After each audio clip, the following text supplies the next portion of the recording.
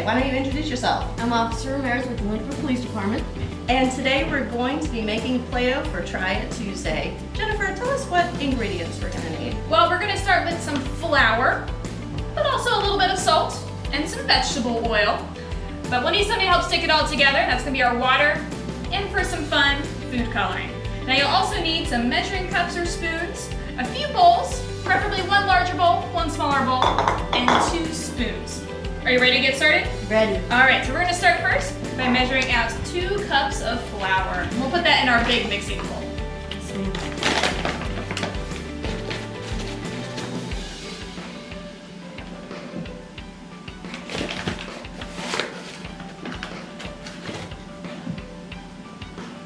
All right, so next we're gonna add some salt. Now we'll need about half a cup of salt. Okay.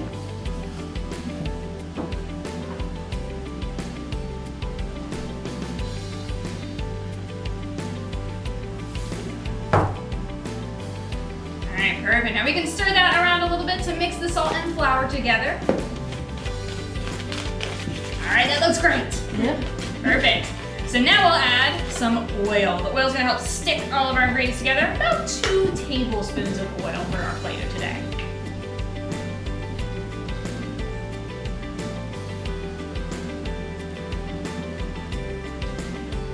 Alright, now the last ingredient that we're gonna need is water. Now if you would like to keep your Play-Doh just white, you can add your water directly to the big mixing bowl. But we're gonna add some color today. So let's measure out 1.5 cups of water to put in our small bowl. I wonder what color you're gonna choose today. Red. Okay. Favorite. All right, now about another cup of water. There we go.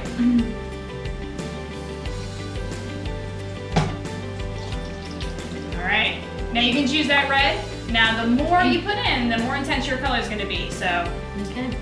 add wisely.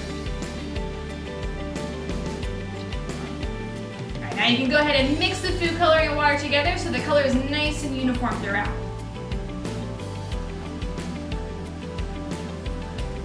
All right, so now I think we're ready to add our water to the rest of our mixture. So is the color good? Yeah. All right, go ahead and mix it all together.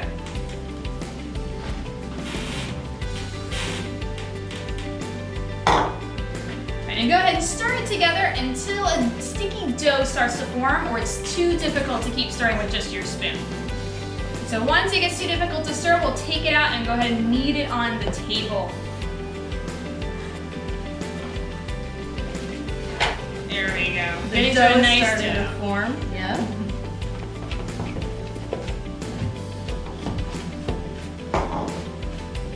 And make sure you're scraping all around the sides to get all the flour and dry ingredients mixed together.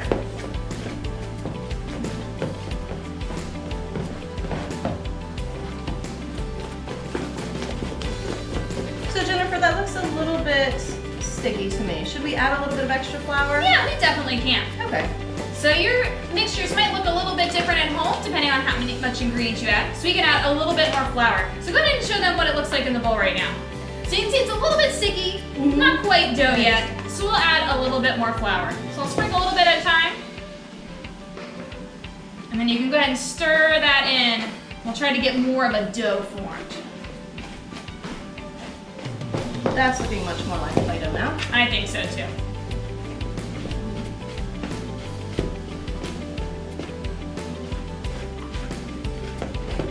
Alright, so now we can see some of the mixture starting to peel up from the sides of the bowl. That's how you know you have more of a dough formed. Alright, what do you think? Think we should have more flour? No. No, it's good? Yeah. Okay. Alright, so now it's getting to the point where you can start working with it with your hands. So you can dump it on the table. There we go. Now it's important when you're finished playing with your Play-Doh that you want to store it in an airtight container. You could put it in a Ziploc bag. You could put it in a Tupperware container.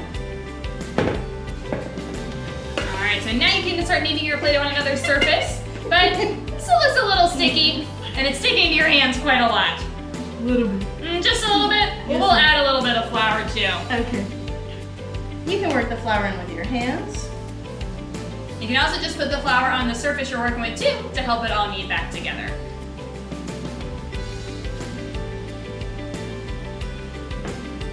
thinking we're gonna need more flour, I think so too. which is fine. Sometimes your measurements are a little bit off, or sometimes you just need a little more of water or flour, and you can add as you go along. That way you get just the right mixture when you're all done.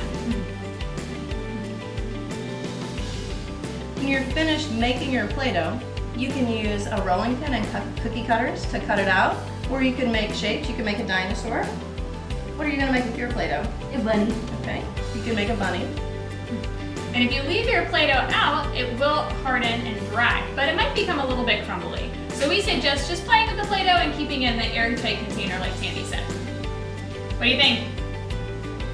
More flour? More flour. All right. Good thing we have a lot of extra flour today.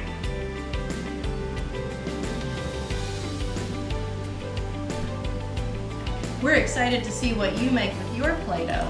So don't forget, we want to see pictures every day of Try It Tuesday, Wonder Art Wednesday. Send us your pictures.